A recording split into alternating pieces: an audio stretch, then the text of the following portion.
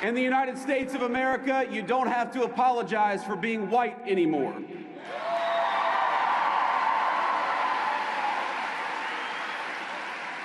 And if you're an Asian, you don't have to talk around your skin color when you're applying for college, because we judge people based on who they are, not on ethnicity and things they can't control.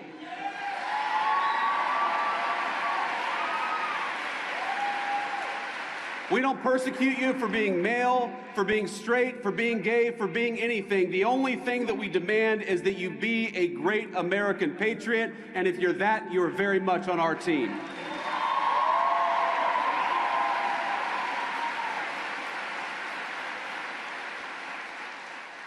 Listen to that carefully and tell me what you just heard, because what you just witnessed is the architecture of American fascism, delivered with a smile and thunderous applause at Turning Point USA. And this isn't some accidentally clumsy phrasing or inartfully expressed concern about meritocracy. This is J.D. Vance standing on a stage in Phoenix, systematically constructing a mythological victimhood narrative for the most privileged demographic group in American history, while the crowd roars its approval. And you need to understand immediately that this rhetoric represents something far more dangerous than garden-variety culture war skirmishing, because Vance made the comment during a speech at Turning Point USA's America Fest 2025 in Phoenix, Arizona on Sunday, and what he delivered wasn't just red meat to the base, but rather a comprehensive ideological framework that inverts historical reality itself, transforming centuries of structural advantage into a persecution complex that would be laughable if it weren't being articulated by the Vice President of the United States. The sheer audacity of standing in front of thousands of overwhelmingly white conservatives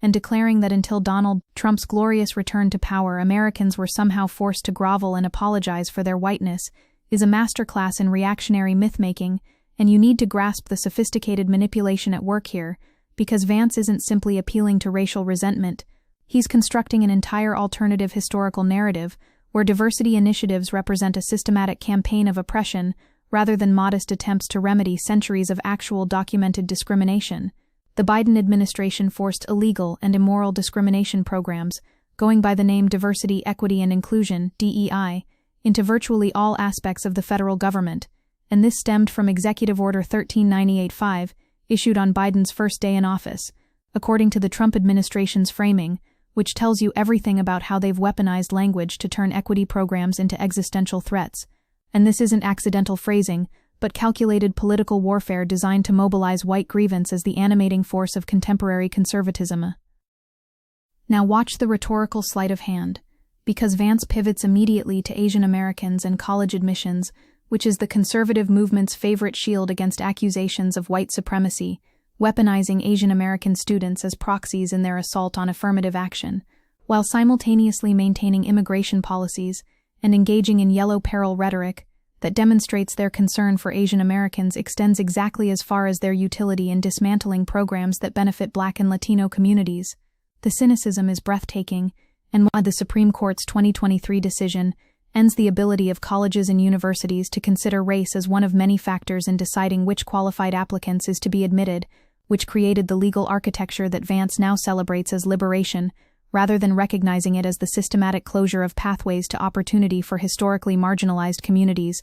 But here's where it gets truly insidious, and you need to pay close attention because Vance then wraps this entire reactionary project in the language of universalism and colorblindness, proclaiming that we don't persecute you for being male, for being straight, for being gay, for being anything, and demanding only that you be a great American patriot, which sounds superficially inclusive until you recognize that throughout American history, the definition of who gets to be considered a real American and a real patriot has been precisely the battleground where exclusion gets enacted. This is classic conservative rhetoric that deploys the language of neutrality and merit to obscure ongoing structural inequalities, and when Vance says we judge people based on who they are, not on ethnicity and things they can't control, he's erasing the entire historical context in which ethnicity and race have fundamentally shaped who Americans are allowed to become, what opportunities they can access, what neighborhoods they can live in, what schools they can attend, what jobs they can hold. The crowd's ecstatic response tells you everything about the psychic satisfaction this narrative provides to a predominantly white conservative audience that desperately wants to believe they're the real victims in contemporary America. This weekend's gathering of young Republicans and conservative influencers offered a glimpse into the divisions fraying Trump's coalition, with Vice President J.D. Vance positioned as the man who can keep the party's big tent together, addressing the friction head-on, which reveals how this white grievance politics serves as the ideological glue holding together an increasingly fractious conservative movement. Vance is positioning himself as the heir to Trumpism, while simultaneously trying to give it a more intellectually respectable veneer, and what could be more intellectually bankrupt than framing the systematic dismantling of civil rights protections as a liberation movement? Because let's be absolutely clear about what Vance declared, that one of President Donald Trump's big wins since returning to office has been gutting federal diversity, equity, and inclusion (DEI) laws that discriminated against white and Asian Americans, which is a comprehensive lie that inverts the actual purpose and function of these programs. DEI initiatives emerged precisely because discrimination against women, people of color, LGBTQ individuals, and disabled workers remained endemic in American institutions, despite decades of civil rights legislation, and the notion that these programs somehow victimized white Americans is contradicted by every single data point about who holds power, who accumulates wealth, who runs corporations, who sits in Congress, who dominates university faculty positions across virtually every field. The representation numbers tell a story that Vance wants desperately to obscure, and when you look at the actual impact of the Supreme Court's affirmative action ruling, many colleges and universities, particularly selective and highly selective institutions, have reported shifts in their enrollment patterns since the decision, with large 30 to 40% drops in Black and Hispanic enrollment at selective institutions, and projections of a nationwide 10% drop in Black and Hispanic enrollment in coming years, when applied across all states. This is what Vance celebrates as progress and relegating DEI to the dustbin of history, as he puts it, with that historically loaded phrase that evokes Trotsky but deployed here to describe the elimination of programs designed to remedy systemic discrimination. And you need to understand that the U.S. Office of Personnel Management ordered agencies to place all employees of DEA offices on paid administrative leave and to send agency-wide notices asking employees if they know of any efforts to disguise these programs, with warnings that failure to report may result in adverse consequences, which creates a McCarthyite atmosphere of surveillance and denunciation within the federal government itself. This isn't policy reform. This is ideological purging carried out with the full weight of executive power, and the chilling effect radiates far beyond federal employment. Now, the hypocrisy here is so thick you could cut it with a knife, because conservatives perpetually claim to oppose identity politics. But what is Vance doing if not engaging in the most naked form of white identity politics imaginable? He's standing on a stage explicitly invoking whiteness, explicitly framing white Americans as a victimized group that needed Trump to liberate them from oppression, explicitly centering white racial consciousness as a legitimate political identity and organizing principle. The entire MAGA movement is fundamentally an exercise in white identity politics, but they've successfully convinced themselves and their followers that only when communities of color organize around their identities does it constitute identity politics, whereas when white Americans organize around their racial identity, it's just called patriotism, or defending American values, or protecting Western civilization. And speaking of Western civilization, did you catch Vance's declaration that the only thing that has truly served as an anchor of the United States is that we have been, and by the grace of God we always will be, a Christian nation? This Christian nationalism represents the theocratic underpinning of the entire reactionary project, and it directly contradicts the First Amendment's Establishment Clause, but more importantly, it explicitly excludes Jews, Muslims, Hindus, Buddhists, atheists, and anyone else who doesn't subscribe to Christianity from full membership in the American national community. This is the vision Vance is articulating, and the crowd loves it, because for them American identity has always been coterminous with white Christian identity, and the diversification of America represents an existential threat to their understanding of what America fundamentally is. The timing of this speech matters enormously because the Trump administration's executive orders are not only undoing decades of federal anti-discrimination policy, spanning Democratic and Republican administrations, but marshaling federal enforcement agencies to bully both private and government entities into abandoning legal efforts to promote equity and remedy systemic discrimination, which means this isn't just about rolling back Biden administration policies, but dismantling the entire edifice of civil rights enforcement built over 6 decades. The executive order on affirmative action revokes an order issued by President Lyndon Johnson that has been in place since 1965, and when you eliminate protections that have existed for nearly 60 years, you're engaged in a fundamental restructuring of American society. The corporate sector's capitulation has been swift and comprehensive. The attack on corporate DEI programs gained momentum throughout 2024 and is poised to expand, with conservative influencers targeting companies to dismantle their diversity initiatives, while companies increasingly change how they talk about DEI to avoid political conflict, though most appear to be forging ahead with diversity policies more quietly, which reveals how economic power responds to political pressure and demonstrates that corporate commitments to social justice were always contingent and performative rather than principled. When companies like Walmart, McDonald's, and Meta wind down their diversity programs, they're not responding to evidence that these programs failed, but to conservative political mobilization that has successfully made DEI politically toxic. This brings us to the fundamental question of what diversity, equity, and inclusion programs actually do, and whether Vance's characterization of them as discriminatory has any merit whatsoever, and the answer is unequivocally no. DEI is about creating a culture where you get the most out of everyone, where everyone experiences fairness and equal opportunity, including white men. And while there are instances of discrimination on a case-by-case basis, there is no systematic evidence that white men are being discriminated against, according to legal experts who actually study these questions. The entire narrative of anti-white discrimination is a manufactured grievance, designed to justify the elimination of programs that threaten white dominance in elite institutions and high-paying industries.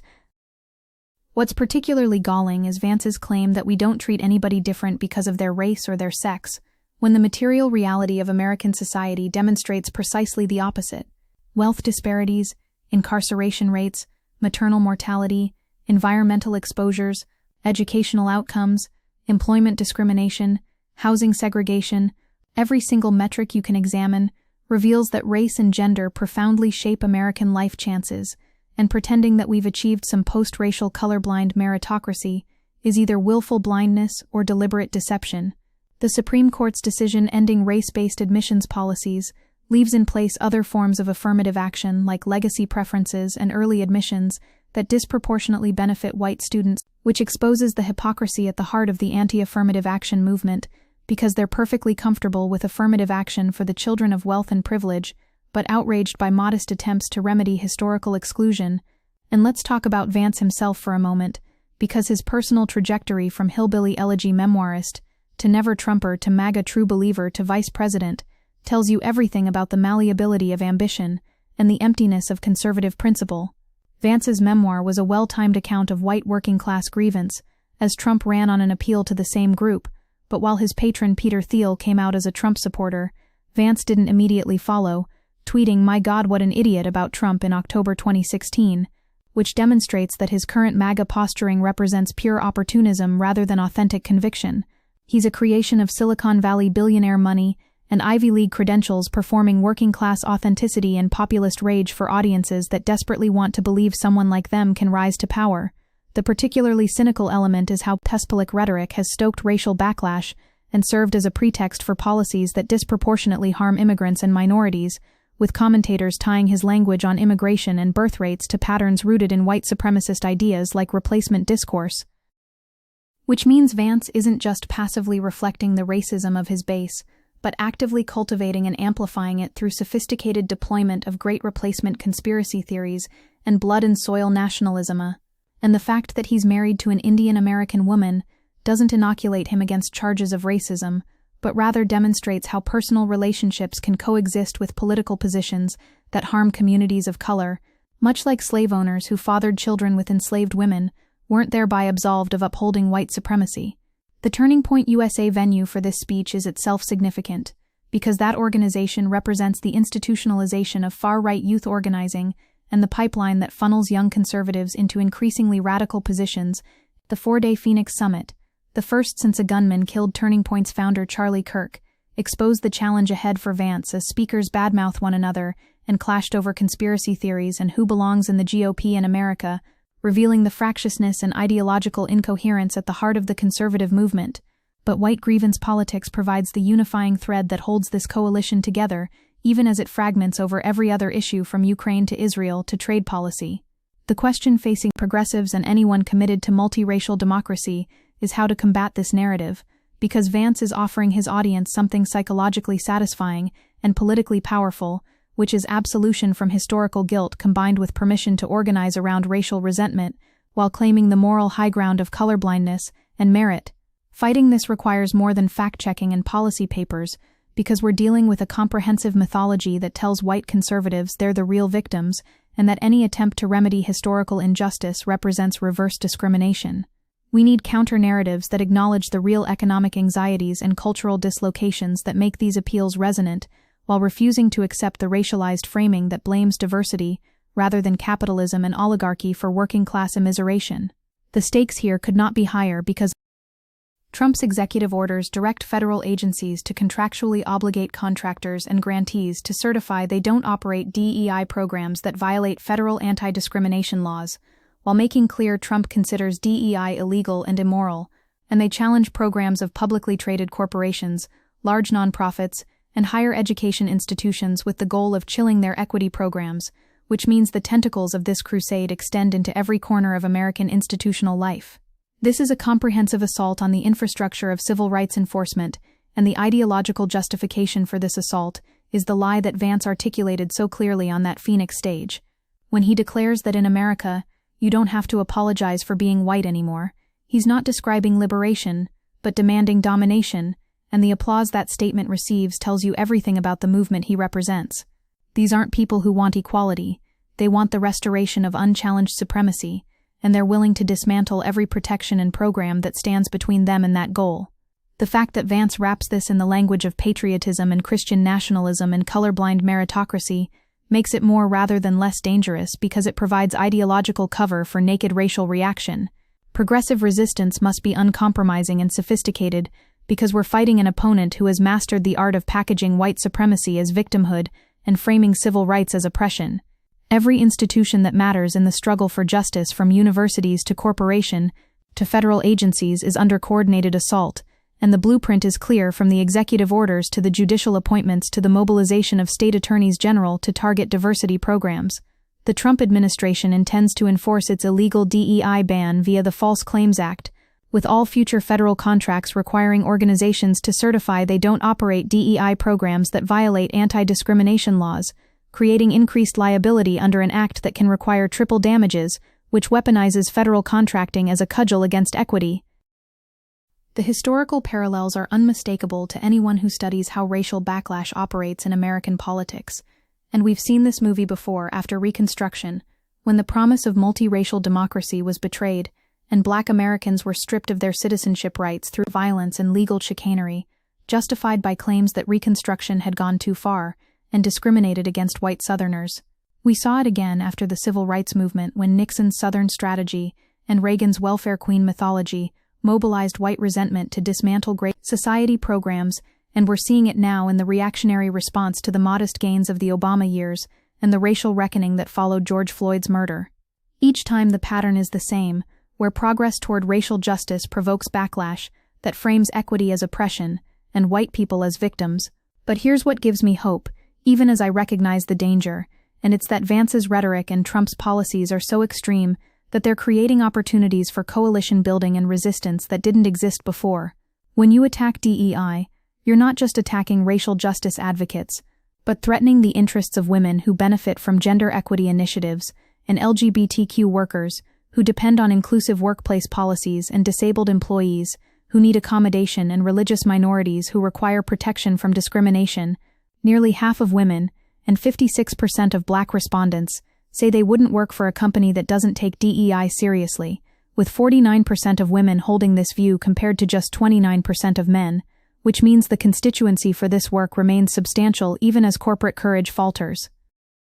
The fight ahead requires us to defend every inch of ground while simultaneously going on offense with an affirmative vision of multiracial democracy that addresses the legitimate grievances that make people susceptible to Vance's demagoguery. We need to expose how the oligarchs funding his political career, from Peter Thiel to Silicon Valley venture capitalists, benefit from working people fighting each other over diversity programs rather than uniting against the billionaire class that's hoarding wealth and power. We need to document every consequence of dismantling equity programs, from declining diversity in selective colleges to increasing workplace discrimination to the chilling effect on civil rights enforcement. We need to elevate the voices of people harmed by these policies and build solidarity across lines of difference around shared interests in dignity and opportunity. Most of all, we need to refuse the premise of Vance's entire argument and reject the notion that remedying discrimination constitutes reverse discrimination, or that centering marginalized voices somehow silences dominant ones, or that creating pathways to opportunity for historically excluded groups takes anything away from anyone except unearned advantage. The zero-sum framing that animates conservative opposition to equity is based on a lie, and we need to tell a different story about how inclusion strengthens rather than weakens institutions, and how diversity enhances rather than diminishes excellence, and how justice for some creates possibility for all. When J.D. Vance stands on that stage and proclaims the death of DEI with such triumphalist glee, he's not celebrating progress, but dancing on the grave of justice, and the crowd's roaring approval should terrify anyone who understands where this leads. Because once you've established that addressing racial inequality is itself racist, and that programs designed to remedy discrimination constitute discrimination, you've removed any barrier to the restoration of explicit white supremacy, and that's precisely the goal, even if it can't be stated so baldly. This is the architecture of American fascism delivered with a smile, and wrapped in the flag, and justified by appeals to colorblindness and merit and Christian nationalism and patriotism. We've seen this before and we know how to fight it, but the fight requires moral clarity about what's at stake, and political courage to name the white supremacy animating conservative opposition to equity, and strategic sophistication to build the coalitions necessary to defend multiracial democracy against this reactionary onslaught. The hour is late, and the enemy is powerful, and the institutions we might have relied upon for protection are crumbling or capitulating, but resistance remains possible if we refuse their premises and fight for justice with everything we have. That's what this moment demands, and anything less is complicity in the dismantling of the fragile progress toward equality that previous generations bled and died to achieve.